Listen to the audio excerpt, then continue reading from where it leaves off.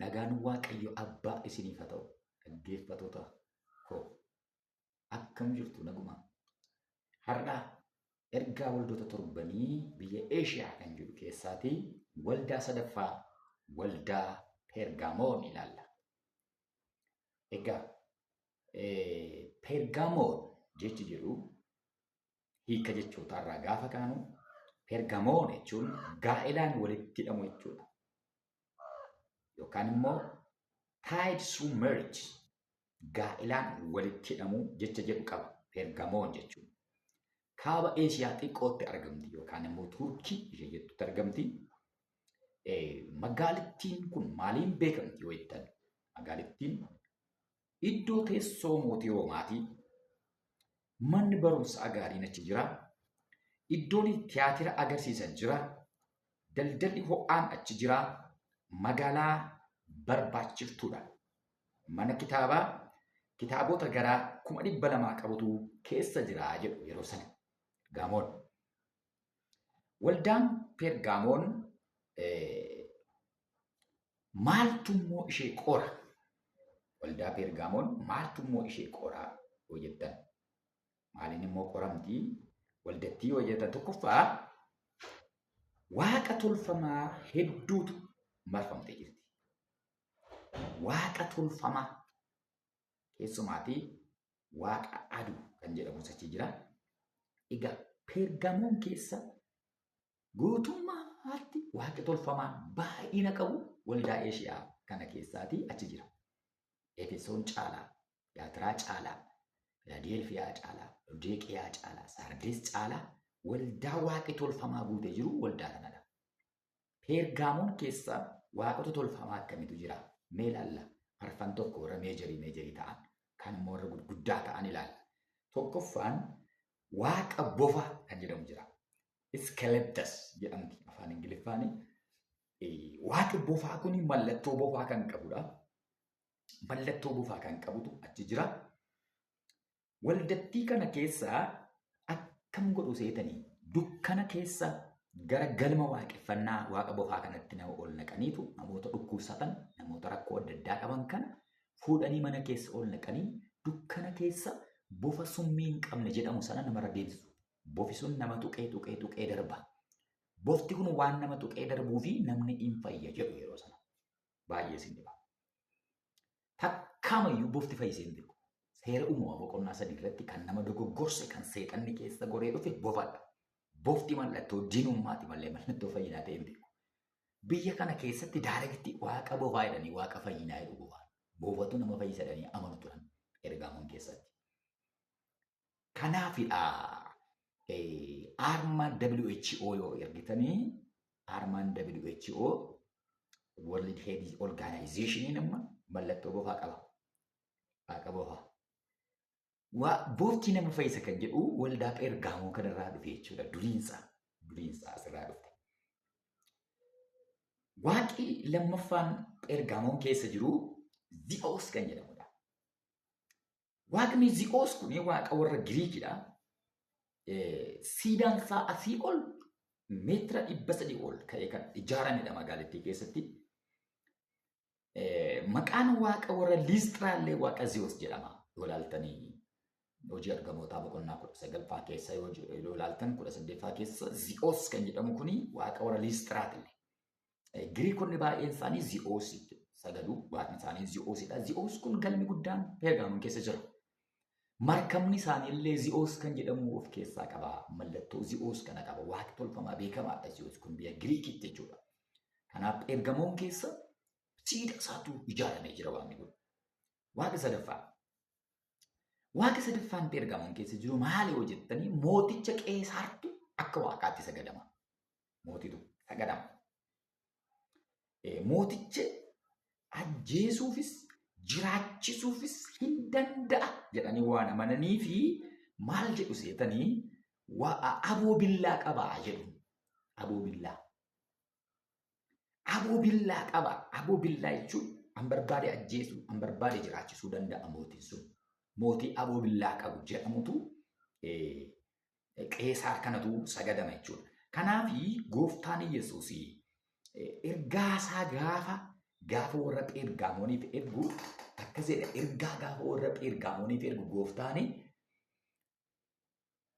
isa billaa qara lamaan qarame qabu biraa dhufe jedhii caafi jedha. Aboon billaa an harka jira. Qeesaar harka miti. Aboon billaa mootii warra Roomaa harka jiru harka jira jedhe gooftaan immoo. Ajjeesuuf jiraachisuu kan danda'u ana jedhe. Maatewos boqonnaa 6 keessatti hin sodaatinaa. Warri isin sodaachisan kuni foon ajjeesu malee lubbuun ajjeesanii. Isa lubbuu foon ajjeesee qilleelleetti darbachuu sodaadha jedhee jira caafamee jira. Warri Pheergaamoon gaaffii keessa jiru jechuudha. Shakkii keessa jiru amantoonni sun. Aboo billaa kan qabu jiraachisuuf ajjeesuu kan danda'u Pheergaamoon waaqa warra Roomaati moo waaqa keenyadha. Gooftaa Yesuus immoo aboon billaa Qeesaar harka jira kan jedhu gaaffii keessa jiru. Kanaaf gooftaan isa billaa qara qabu qabate jiraa dhufe jedhii caafi kan inni jedhu Yohaannis. Aboon ajjeesuuf jiraachisuu kan gooftaa keenyaati malee kan Qeesaar miti. Qeesaar ofiisaa du'aa waaqa du'aadha. Kanaaf biyya sana keessatti Pheergaamoon keessatti mootii dhumatu waaqeffama. Isa aboo billaa of harkaa qabu sanatu. Egaa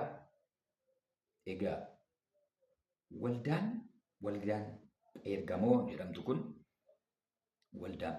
jedhamtu kun waaqa tolfamaa hedduudhaan marfamtee jirti jechuudha. Akkasumas waan warra Efesoon Arxemiis illee achitti hin sagadamaaf jechuudha. Arxemiis illee waaqa fuula waaqa ta'an marfamtuudha. Kanaaf iddoo jireenya kee beeka. Inni lafa bultii seexanaati kan jedhamu. Kanaaf iddoo teessoo seexanaati kan ittiin jedhu magaalitiidhaan gooftaan. Waaqa tolfamaa baay'eetu achi keessa jira. Waldattiin kun ari'atama keessa jirti. Ilaakkee gooftaa lafa ati jirtu beeka. Lafa ati jirtu lafa teessoo seexanaati. Seexanni iddoo baay'eetti hojjeta. Lafti waldittiin jirtu garuu adda akka warra kaan irraati. Bara Anxiiphaas dhuga baatuun koo amanamaan koo isin gidduutti ajjeefame iyyuu ati nan ganne jedha. Bara Anxiiphaas amanamaan koo dhuga baatuun koo isin gidduutti ajjeefame iyyuu ati nan dhiifne. Mee waa'ee Anxiiphaasiin isinitti himaa. Anxiiphaas kun eenyu? Anxiiphaasii Church Stream akka jedhutti ogeessa qorichaati wangeela keenya keessaa akkuma Luqaas jechuudha. Dooktar Luqaas akkuma jennu Anxiiphaas illee ogeessa qorichaati. Anxiiphaas kuni miindeffamee mootii Roomaatiif hojjeta. Namoota marfee akkamaa fiizishiyaaniidha. Garuu immoo wangeela lallaba. Marfee namatti kennaa, wangeelas namatti hima. Qoricha kennaa, Yesuus isa qoricha bara baraa ta'es namatti hima. Harka lafa jalaadhaan wangeela hojjeta. Mishiinarii cimaadha namichi. Hin akkamas hin hojjetas. Dubbiin kun akka inni kana godhu mootii Roomaatti himame. Hojjetaan keessan inni simbiraa miindaa nyaatu iyyuu wangeela kana lallabaa. Yesuus Kiristoos mootii kan biraadha jedhee lallaba jedhanii waa'ee Anxiiphaasiin naganitti himan. Kana booddee Yihuudoonni waliin ta'anii warri Roomaa deeggaran mootummaa Roomaa kan deeggaran waliin ta'anii Anxiiphaasiin qabanii fuula mootichaatti dhiyeeffatanii nuuf ajjeefamuudha. Waaqa keenyaaf aarsaa godhanna jedhan nama Waaqayyoo kana baay'ee isin dhiba. Barri isaa bara 92dha. Yohaannis immoo ergaa kana kan barreesse bara 95dha. Kanaaf waggaa 3 utuu ergaan kun hin dhufin fuulduradha kan Anxiiphaas ajjeefame jechuudha. Bara Anxiiphaas ajjeefame iyyuu kanaaf jedha. Ati nan dhiifne jedha. Yesuus Kiristoos gooftaa jedhanii lallabuun ni nama ajjeesisa. Anxiiphaas gaafa inni ajjeefamu amantoonni kun arganiiru. Garuu du'atti adeema. Har'a yoo tokko du'e bori immoo tokkotu ka'a. Har'a yoo tokko du'e bori immoo itti fuusa. Du'aaf harka laatan amantoonni kun. Du'aaf caliin jedhan amantoonni kun. Du'aaf wangeela dhiisan amantoonni kun. Kanaaf Anxiiphaas akka inni ajjeefame akka inni abiddaan gubame arganiiru. Waaqa tolfamaadhaaf zalazzalinee akka isaan abiddaan waadan arganiiru. Garuu Yesuus Kiristoosiin hin dhiifne. Bara sana iyyuu jedhe gooftaan ati nan dhiifne. Bara Anxiiphaas ajjeefame iyyuu natti amanuu kennu. Dhiifne jedha waldittiidhaan gaafa galateeffatu Waaqa. Galanni Waaqayyoo haa ta'u. Bara gidiraa sana gahaa amantoonni Bergaamoon waa lama qabu. Du'u yookaan Kiristoosiin ganuudha. Oopshiniin isaan qaban. Oopshiniin isaan qaban yookaan du'uudha yookaan immoo Kiristoosiin dhiisuudha. Kanaaf amantoonni sun jabaatanii amantii isaaniitti dhaabatu. Yesuusiin hin ganu. Yesuusiin hin ganu jedhanii cimanii Kiristoositti dhaabatu.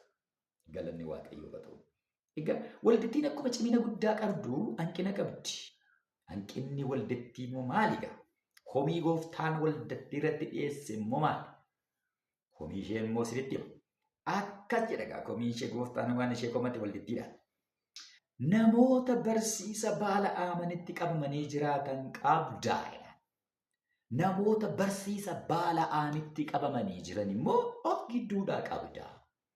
Namoota ciccimoo akka Xibaasfaa qabdaa.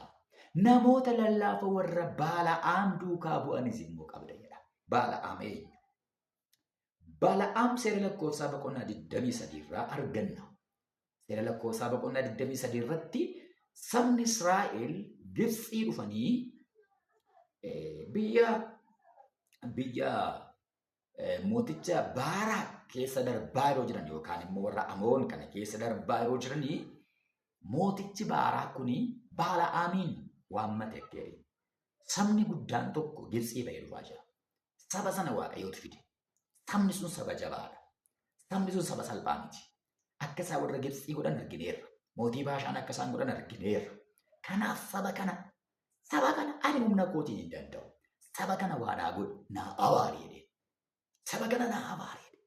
Abaari yoo tabaarte kana tabaarteen du'a. Kana tabaarteen goga. Kana tabaarteen margu.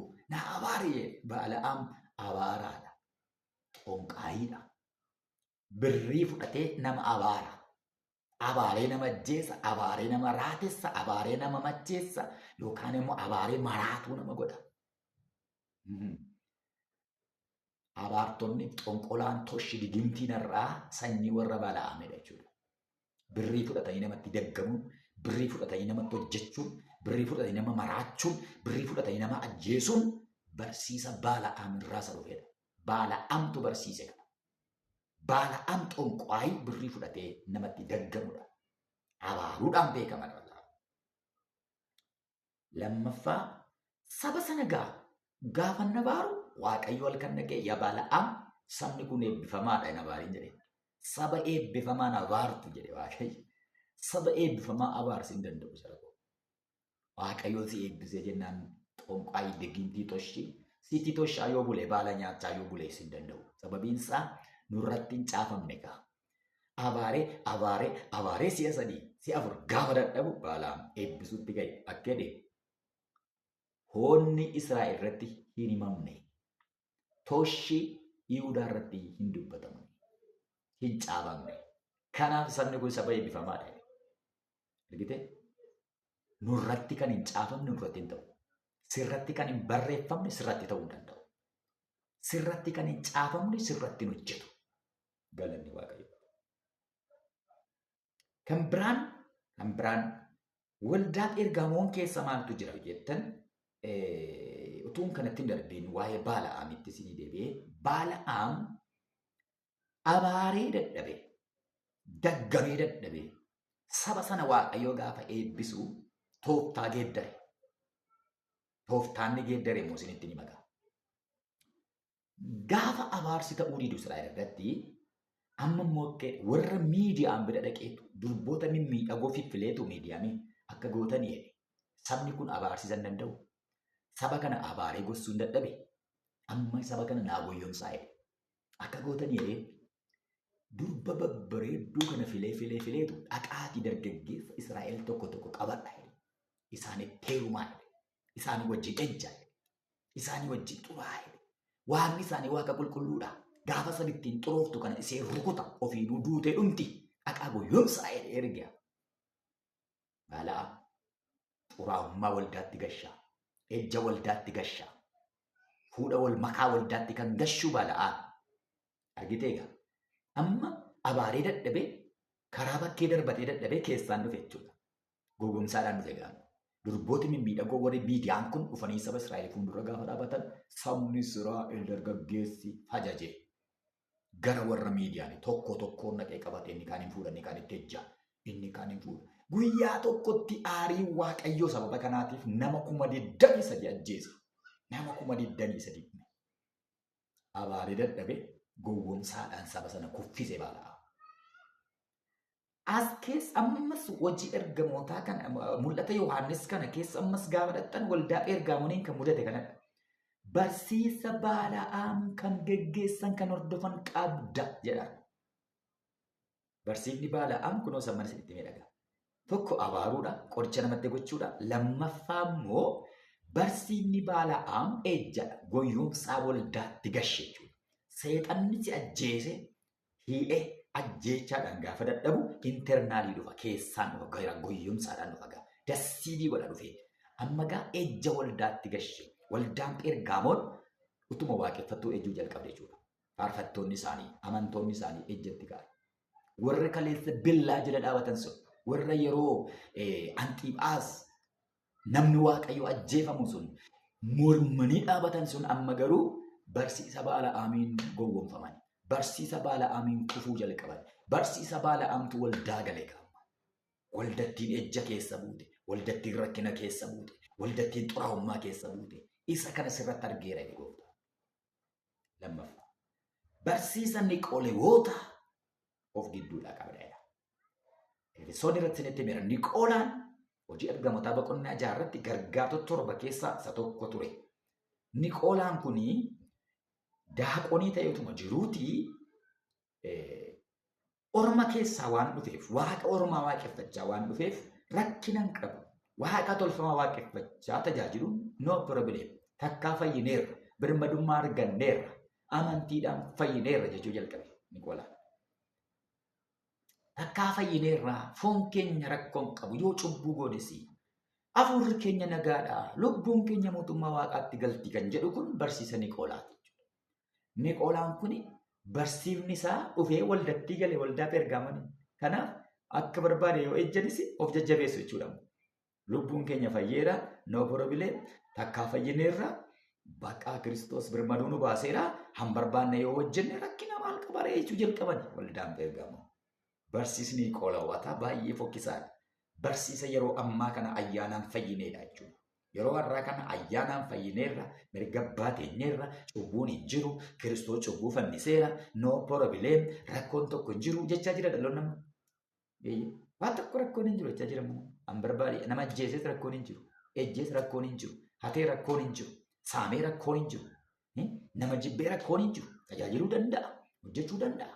Sababiin isaa fayyineerra takka, birmadummaa arganeerra takka jechaa jira dhaloonni nama. Sirbaa jira. Gooftaan barsiisa Niqoolaa kana dhaggeedha. Kana kan hordofan sirratti argadheeraa jedhaan. Jiruu waldaa keessa jedhaan. Jiruu waldaa kiristaanaa keessa irra yoo guutaniiru. Qalbii diddiirraan hin barbaachisu kan jedhan jiru. Maaliif boossu kan jedhan jiru. Nama jeeftanii maaf qalbii diddiirrattu kan jedhan jiru.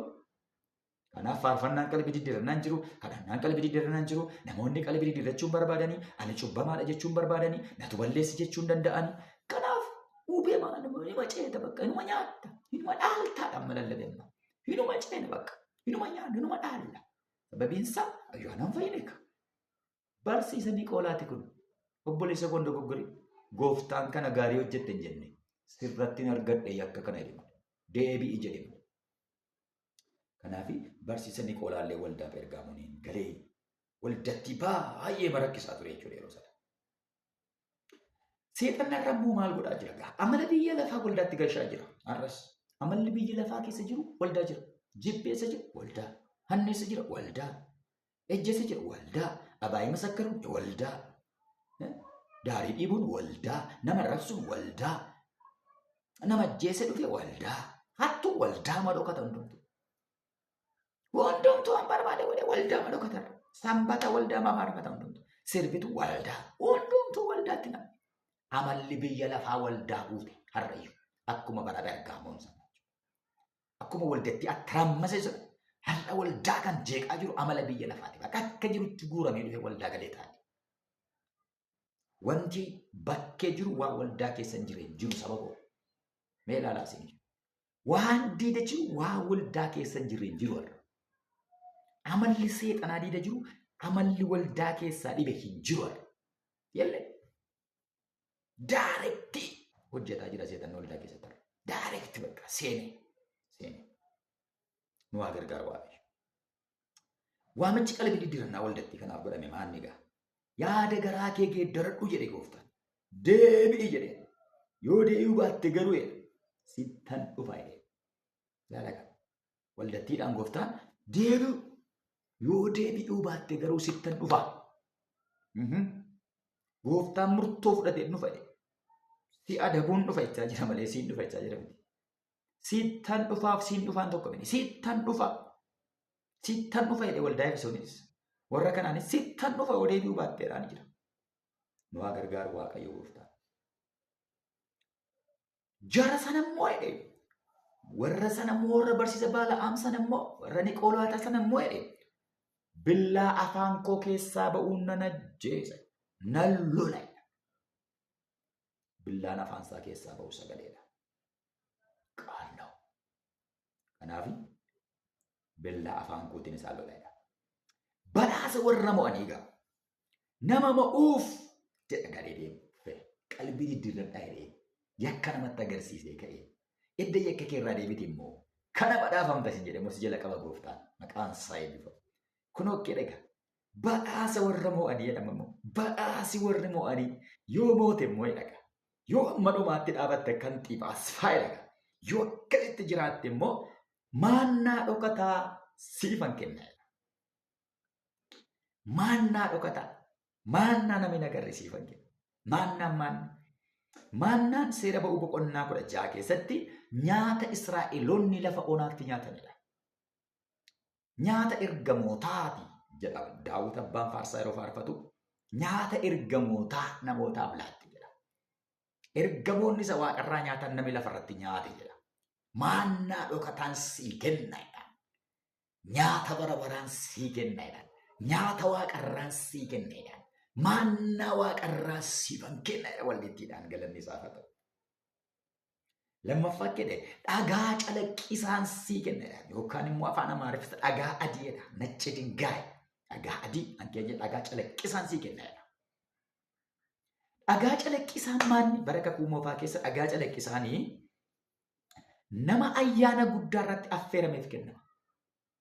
Akkuma har'aa poost kaardii yookaan immoo waraqaa waamichaa namaa kenninu nama ayyaana irratti yookaan cidha irratti barbaanne tokkoof akkuma kaardii kenninee kottu gaafa calaqqisi jennu sana namni dhagaa calaqqisaan kennamuu fi nama VIPdha. Nama iddoo very important areaatti waamame. Nama cidha guddaatti waamame, nama kabaja guddaatti waamameetu waraqaan kun kennama. Waraqaa kana agarsiisee ol lixa namichi. Argitee dhagaa calaqqisaan sii kenna. Jireenya warra baraa sana, iddoo guddaa sana, irbaata guddaa sana irratti akkatti ol galtuuf dhagaa calaqqisaa kaardii sii kenna. Ameen haaliluuyaa. Isa mo'uuf har'ayyuu Gooftaan dhagaa calaqqisaa kennaaf. Irbaata Gooftaa sagalgalaa, nyaata guddaa sana, cidha Gooftaa irratti akka argamnuuf hannuti ittiin agarsiifnee olli nu dhagaa calaqqisaa nuu kenna Gooftaan. Yoo moote sii kennamu. Hambiraa dhagaa calaqqisaan maaliif kennamu jettan nama falmii mana murtii qabuufidha. Namni falmii mana murtiitti yeroo dhiyaatu tokko himataadha, tokko himatamaadha. Tokkoo fi lamaanufuu dhumarratti dhagaatu kennama. Isa mo'ameef dhagaa gurraacha, isa mo'ateef dhagaa adii kennama. Dhaggeeffadhu. Inni mo'ate dhumarratti inni mo'ate dhagaa adiin kennama. Dhagaa adiin sii kenname jechuun you are free jechuudha. Ati yakkarraa bilisa jechuudha. Himata kanarraa ati bilisa baateetta jechuudha. Bakka you are free jechuudha. Dhagaa adii. Galgala dhagaa adiin kan nu kennamu warra you are free jedhamedha. Bakka ati bilisa baateetta. Cubbuu biyya lafaarraa bilisa galteetta. Ati nagaa keeti. Mootummaa waaqaa galteetta. Bilisa hojii jedhame dhagaa adii sii kenna Gooftaan. Waldattiidhaan dhagaa adii kenna. Sadaffaa. Namni mo'ate jedhee dhagaa adiin kenna jedha. Dhagaa adii jechuun sadaffaa irratti olompikii irratti dorgommii irratti nama mo'ateef dhagaa adiitu kennamu. Akka har'a warqee meedaaliyaa morma isaatti godhamu bara sana nama tokkoffaa ba'ee bara olompikiin jalqabe dhagaa adiitu kennamaaf. Dhagaa adii namni baatee dhaabatu nama tokkoffaa ba'ee mo'ateedha jechuudha. Dorgommii biyya lafaa, siqiqii biyya lafaa, yaaddoo biyya lafaa, rakkina biyya lafaa namni mo'ate dhagaa adii fudhata jechuudha. Gaadiin sii kenna. Galanni isaaf haa ta'u. Kan biraan dhagaa calaqqisaa maqaa haaraan irratti baafameen sii kenna. Maqaa haaraa namni biraa dubbisuu hin dandeenye. Haadhati duwwaan beektu Waaqayyo ganaa maqaa haaraa nu kenna. Maqaa haaraa dhagaa calaqqisaa irratti barreessee sii kenna yoo mo'atteef. Namni mo'atu dhagaa calaqqisaa maqaa haaraan irratti barreeffame. Oo haaleluyyaa. Maqaa kee irraatu hin taane maqaa haaraa, maqaa gara biraa, maqaa ulfinaa, maqaa kabajaa. Oo haaleluyyaa. Maqaa akkasiitu nuu kennama jechuudha. Waldattiidhaan gooftaan nama mo'atuuf maqaa haaraa dhagaa calaqqisaa irratti barreeffame nan kennaaf jedhe. Har'a yoo mo'atte biyya lafaa maqaa haaraa sii kenna gooftaan. Maqaa calaqqisaa sii kenna gooftaan. Han irratti barreeffamee jiru. Maqaa ati duwwaan beektu. Garuu maqaa kabajaa. Garuu maqaa ulfinaa. Garuu maqaa haaleluyyaa. Maqaa kana siif haa laatu Waaqayyo. Daqiiqaa tokkoon sii kadhadha. Yaa Waaqayyo nama kana waan gargaarteef sii haa kadhatu. Sagalee jiraataa kana nageeddaramu. Waa'ee waldaa tiyaatiraa, waa'ee waldaa ergaamoniin gaafa yaadnu, waa'ee Anxiiphaasiin gaafa dubbannu, amantiin keenya har'aas yaa Waaqayyo gooftaa qoramaa jira. Biyya lafaa qorumsaan guute keessa jirra. Seexana qorumsaan biyya lafaa guute keessa jirra. Yaa Waaqayyo hamma dhumaatti akka dhaabannu gargaara. Hamma dhumaatti akka mo'annu gargaara. Nu dandeessisi. Ayyaana nuu dabali. Dibata nurratti dabali. Hafuura kee nurratti dabali. Sagalee kee nurratti dabali. Maqaa gooftaa Yesuus. Ameen. Ulfaadhaa.